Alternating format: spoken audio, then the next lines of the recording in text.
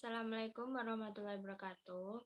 Kami dari kelompok 11 ingin mempresentasikan tentang Theories of Economic Growth and Development. Sebelumnya, perkenalkan, saya sendiri Mulyanda Artipalupi, kemudian ada Nur Hidayanti, Munawwarah MZ, dan Muhammad Tarik Basalamah. Untuk materi pertama akan dijelaskan oleh rekan saya.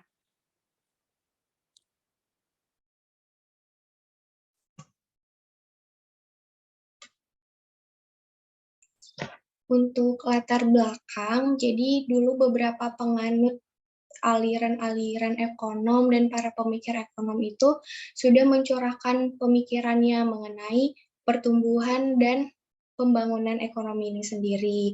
Nah, latar belakangnya itu yang pertama, pertumbuhan ekonomi ini sendiri yaitu peningkatan output real suatu negara atau PDB yang terjadi dari waktu ke waktu. Hal ini disebabkan oleh yang pertama jumlah sumber daya alam, sumber daya manusia, dan modal yang lebih besar. Yang kedua, peningkatan kualitas sumber daya. Dan yang ketiga, kemajuan teknologi yang mendorong produktivitas. PDB real per kapita suatu negara, yaitu standar hidupnya naik ketika output realnya meningkat lebih cepat daripada populasinya.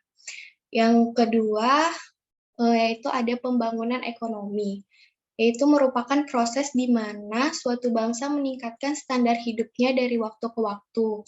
Nah, spesialis dalam bidang ini tuh telah menganalisis kekuatan dan kebijakan yang menyebabkan atau menghambat peningkatan standar hidup di negara berpenghasilan rendah dan sedang. Nah, kita bisa melihat khususnya pada tahun 1945 terjadi pencurahan besar-besaran beasiswa tentang pertumbuhan dan pembangunan. Ada beberapa alasan untuk ini.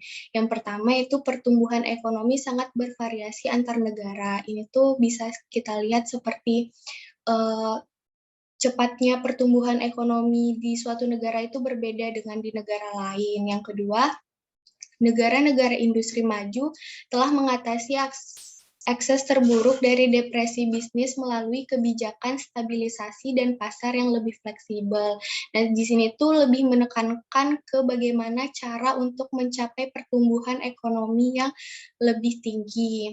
Nah, yang ketiga, sebagian besar negara miskin, banyak dari mereka adalah koloni sebelum Perang Dunia II. Sekarang bebas secara politik dan menjalankan strategi untuk mendorong pertumbuhan dan pembangunan ekonomi, yaitu tuh seperti negara-negara yang dulunya itu terbelakang, nah sekarang itu sudah menjadi negara berkembang.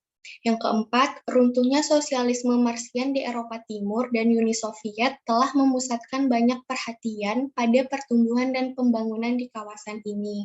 Nah, dari sini tuh timbul pertanyaan, bisakah negara-negara bekas komunis ini mengubah ekonomi mereka menjadi kapitalisme dan mencapai pertumbuhan ekonomi yang lebih cepat? Nah, akhirnya standar hidup yang meningkat di negara-negara berkembang menjadi penting secara ekonomi di negara-negara industri maju dalam hal investasi langsung, perdagangan internasional, dan keuangan internasional.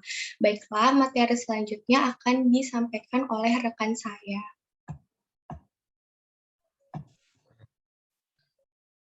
Baik, sekarang kita akan membahas tokoh dan ajarannya. Untuk tokoh yang pertama ada Roy Harrod dan F.C. Dumar. Roy Harrod sendiri lahir dengan nama lengkap Sir Henry Roy Forbes Harrod. Beliau lahir tanggal 13 Februari 1900 di London, Inggris. Beliau adalah seorang ekonom Inggris yang mempelopori bidang ekonomi makro dan pertumbuhan ekonomi yang dinamis. Dia dikenal dunia dari tulisan biografinya mengenai John Maynard Keynes dan pengembangan teori Harold Domar yang ia dan F.C. Domar kembangkan secara independen. Pendidikan pertamanya ia dapat dari St. Paul's dan Westminster School. Harold melanjutkan studinya di Universitas Oxford dengan beasiswa sejarah. Ia mendapatkan gelar pertamanya sebagai Literae Humaniores di tahun 1921. Setelah itu, dia menghabiskan waktunya untuk belajar di King's College, Cambridge, tahun 1922. Di sanalah ia bertemu dan berbagi ilmu dengan Keynes. Assar Lindbeck Ketua Panitia Penghargaan Nobel menulis bahwa Harrod kemungkinan besar mendapatkan penghargaan Nobel Memorial Prize Economic Science jika saja umurnya lebih panjang. Harrod pertama kali merumuskan konsep tentang dinamika pertumbuhan sekitar tahun 1930-an dan 1940-an. Ide-idenya dalam dinamika pertumbuhan ini juga ia kemukakan dalam Towards a Dynamic Economics. Dan tokoh dari F.C. Domar, ia lahir dengan nama lengkap F.C. David Domar. Ia adalah seorang ekonom Amerika Rusia yang terkenal sebagai co-author dari model Harrod-Domar. F.C. Domar lahir pada tanggal 16 April 1914. Ia meraih gelar Bachelor of Arts dari UCLA pada tahun 1939. Gelar Master of Science dari University of Michigan di tahun 1940. Gelar Master of Science dari Universitas Harvard pada tahun 1943 dan gelar doktor dari Harvard pada tahun 1947. Dia adalah profesor di Carnegie Institute of Technology, University of Chicago, Johns Hopkins University, dan dari 1957 sampai akhir karirnya di Institut Teknologi Massachusetts. F.C. Domar juga merupakan anggota beberapa organisasi akademis seperti American Academy of Arts dan Ilmu Masyarakat Ekonometrik dan Pusat Advanced Studi di Ilmu Perilaku. Dia juga menjabat sebagai Komite Eksekutif Asosiasi Ekonomi Amerika dari tahun 1962 sampai 1965 dan menjadi Wakil Presiden organisasi tersebut pada tahun 1970. Ia juga Presiden dari Asosiasi untuk Ekonomi Komparatif. Selanjutnya, ia bekerja untuk Rand Corporation, Ford Foundation, Brookings Institution, National Science Foundation, Bethel Memorial Institute, dan Institut Analisis Pertahanan. F.C. Domar meninggal pada tanggal 1 April 1997 di Rumah Sakit Emerson di Concord. Tokoh yang selanjutnya adalah pemikiran dari Roy Harrod dan F.C. Domar. Mereka mengasumsikan dalam teori pertumbuhan meliputi perekonomian telah mencapai full employment pada tahap awal. Kemudian yang kedua, kegiatan perekonomiannya masih terdiri dari sektor rumah tangga, konsumsi, dan produksi. Yang ketiga, tabungan dimulai dari titik nol. Dan yang keempat adalah cenderung menabung marginal dengan besaran tetap. Model pertumbuhan Harrod-Domar. Teori ini menekankan konsep tingkat pertumbuhan natural. Selain kuantitas faktor produksi tenaga kerja, diperhitungkan juga kenaikan efisiensi karena pendidikan dan latihan. Model ini dapat menentukan beberapa besarnya tabungan atau investasi yang diperlukan untuk memelihara tingkat laju pertumbuhan ekonomi natural, yaitu angka laju pertumbuhan ekonomi. Selanjutnya, yakni tokoh yang kedua, Robert M. Solow. Robert M. Solow sendiri lahir pada tahun 1924, lahir di Brooklyn, New York, dan meraih gelar doktornya yakni gelar Dr. Toret dari Universitas Harvard pada tahun 1951. Dia telah menghabiskan seluruh karir akademiknya di MIT pada tahun 1979. Dia terpilih sebagai Presiden Asosiasi Ekonomi Amerika dan pada tahun 1987 ia memenangkan hadiah Nobel untuk karyanya tentang pertumbuhan ekonomi.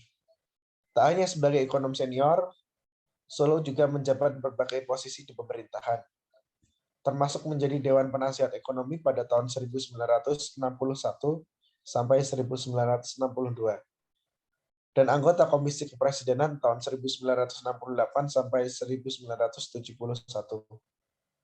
Pada tahun 1961, Solow mendapatkan John Bench Clark Awards dari American Economic Association sebagai ekonom berumur di bawah 40 tahun. 18 tahun kemudian ia menjabat sebagai presiden dalam asosiasi tersebut. Teori ekonomi yang dikembangkan Solow dikenal sebagai teori pertumbuhan neoklasikal. Ia juga merupakan orang pertama yang mengembangkan model pertumbuhan ekonomi dengan berbagai vintage.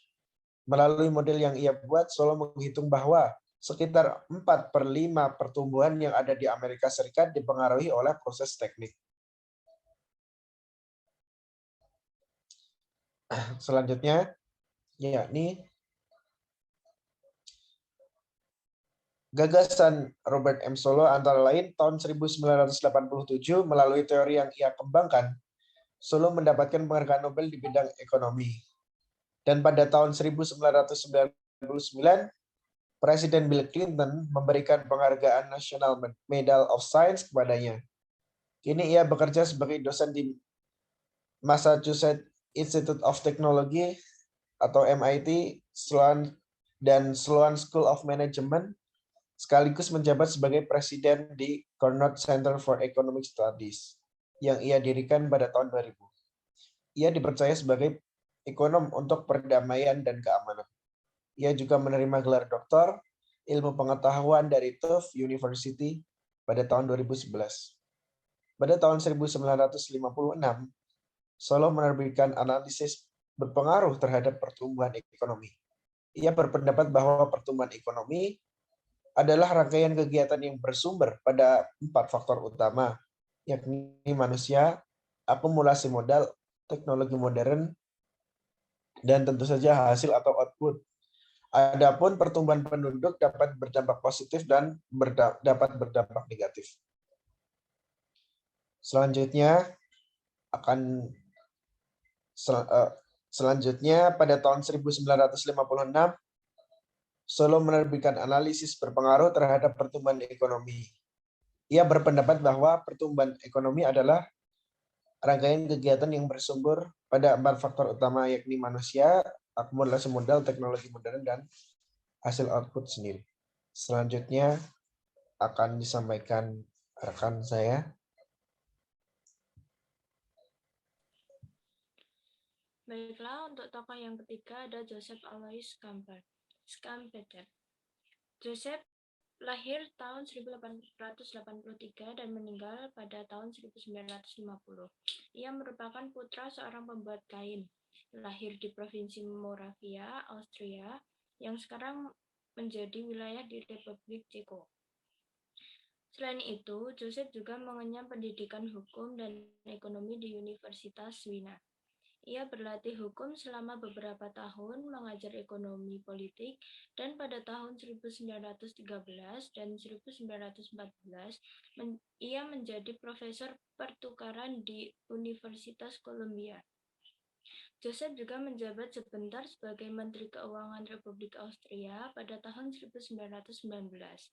Selain itu, pada tahun 1921, ia menjadi presiden sebuah rumah perbankan swasta yang sangat dihormati di Wina.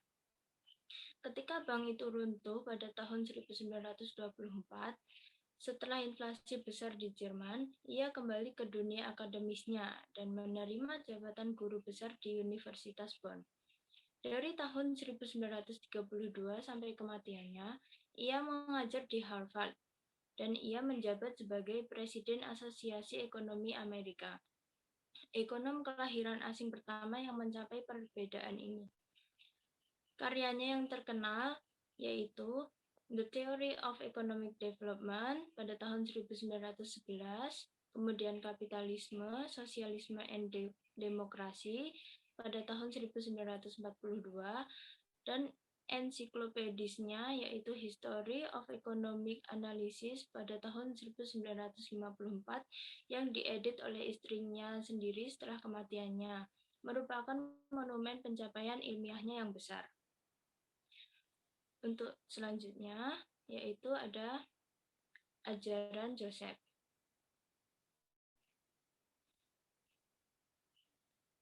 Yang pertama, Joseph membangun sistem teoritis untuk menjelaskan siklus bisnis dan teori pembangunan ekonomi. Joseph membangun sistem teoris untuk menjelaskan siklus bisnis dan teori pembangunan ekonomi karena proses kunci dalam perubahan ekonomi merupakan pengenalan inovasi dan inovator serta sentral adalah pengusaha. Inovasi didefinisikan sebagai perubahan dalam metode penyediaan komoditas, seperti memperkenalkan barang baru atau metode produksi baru, yaitu membuka pasar baru, menguasai sumber pasokan bahan mentah atau barang setengah jadi baru, atau menjalankan organisasi industri baru, seperti menciptakan monopoli yang menghancurkannya. Yang kedua ada inovasi lebih dari sekedar penemuan.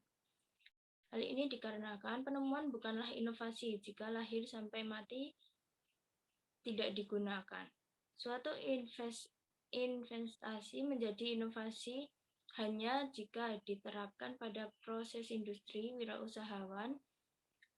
Wirausahawan adalah seorang yang melakukan kombinasi baru dan memperkenalkan inovasi. Yang ketiga, tidak semua kepala perusahaan atau manajer atau industrial adalah pengusaha. Yang keempat, pengusaha juga bukan pengambil risiko. Hal ini dikarenakan fungsi itu diserahkan kepada pemegang shareholder yang biasanya kapitalis tetapi bukan pengusaha. Pengusaha mungkin hanya memiliki hubungan sementara dengan perusahaan individu sebagai pemodal atau pemotor. Tetapi mereka selalu menjadi pionir dalam memperkenalkan produk baru, proses baru, dan bentuk organisasi bisnis baru atau dalam menembus pasar baru. Mereka merupakan orang-orang dengan kemampuan yang luar biasa dan memanfaatkan peluang yang tidak disadari oleh orang lain atau yang menciptakan peluang melalui keberanian dan imajinasi mereka sendiri. Yang selanjutnya, tanpa inovasi, kehidupan ekonomi akan mencapai keseimbangan statis dan aliran melingkarnya pada dasarnya akan mengikuti saluran yang sama dari tahun ke tahun. Dan yang terakhir adalah perkembangan ekonomi yang dihasilkan muncul dari dalam sistem ekonomi itu sendiri, bukan dipaksakan dari luar. Untuk yang selanjutnya ada W. Arthur Lewis. W. Arthur Lewis lahir di British West Indies pada tahun 1915. Ia mengajar di London School of Economics, kemudian pindah ke Manchester University pada tahun 1949. Arthur juga menerbitkan The Principle of Economic Planning, di mana dia memperingatkan ketidakpraktisan perencanaan pusat dan berdebat untuk perencanaan melalui pasar. Karya besar ini diikuti pada tahun 1954 oleh artikelnya yang sekarang terkenal tentang pembangunan, yaitu Pembangunan Ekonomi dengan Pasukan Tenaga Kerja Tidak Terbatas. Untuk selanjutnya ada gagasan dari W. Arthur Lewis. Yang pertama, sektor subsistensi pedesaan tradisional dan sektor industri perkotaan modern. Sektor pedesaan memiliki begitu banyak surplus tenaga kerja dibandingkan dengan modal dan sumber daya alam sehingga sebagian besar tenaga kerja ini dapat ditransfer ke sektor perkotaan tanpa mengurangi hasil pertanian. Pada ekstrimnya, produk marginal dari tenaga kerja yang berlebihan ini adalah nol. Yang kedua, sektor perkotaan terindustrialisasi dan menguntungkan. Sebagian dari keuntungan ini disimpan dan diinvestasikan dalam barang modal. Karena perluasan pabrik dan peralatan ini, sektor perkotaan memiliki permintaan tenaga kerja yang meningkat. Hal ini juga memiliki tingkat upah yang jauh lebih tinggi daripada sektor pedesaan. Oleh karena itu, pekerja di sektor pertanian akan tertarik ke sektor perkotaan. Sehingga mekanisme de Lewis menunjukkan bahwa permintaan dan penawaran tenaga kerja di sektor industri perkotaan. Misalkan, sejumlah model real tetap tersedia di sektor ini sehingga permintaan tenaga kerja adalah D1. Kurva permintaan tenaga kerja hanyalah kurva produk pendapatan marginal. Oke, untuk materi selanjutnya akan dijelaskan oleh rekan saya. Siapa yang diuntungkan dalam pemikiran ini? Yang pertama yaitu pemerintah. Mengapa? Karena pemerintah dapat merumuskan suatu kebijakan untuk meningkatkan pertumbuhan dan pembangunan ekonomi. Yang kedua yaitu ilmuwan ekonomi. Mengapa? Karena ilmuwan ekonomi dapat menganalisa kondisi suatu pertumbuhan dan pembangunan ekonomi. Dan yang ketiga yaitu perusahaan, di mana perusahaan merupakan produsen dalam hal sumber daya dan permintaan tenaga kerja yang berperan penting untuk mendapatkan kapasitas produksi yang maksimal.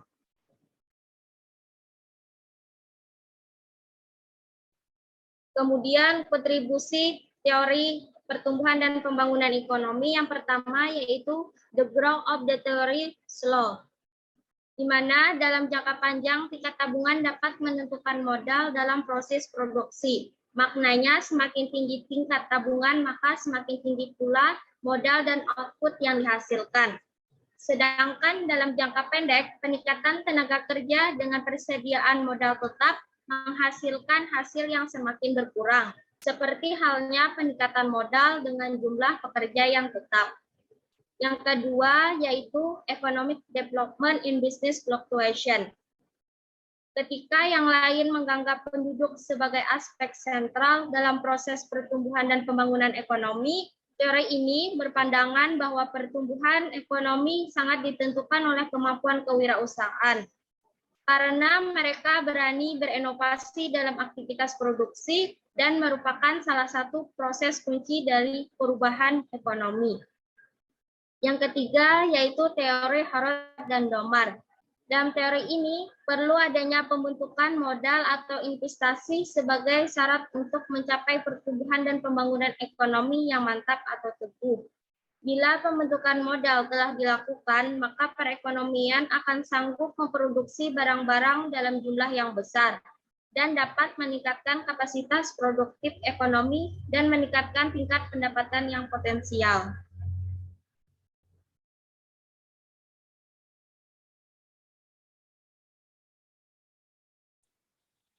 Baik, sekian dari kelompok kami dalam mempresentasikan Theory of Economic Development and Growth.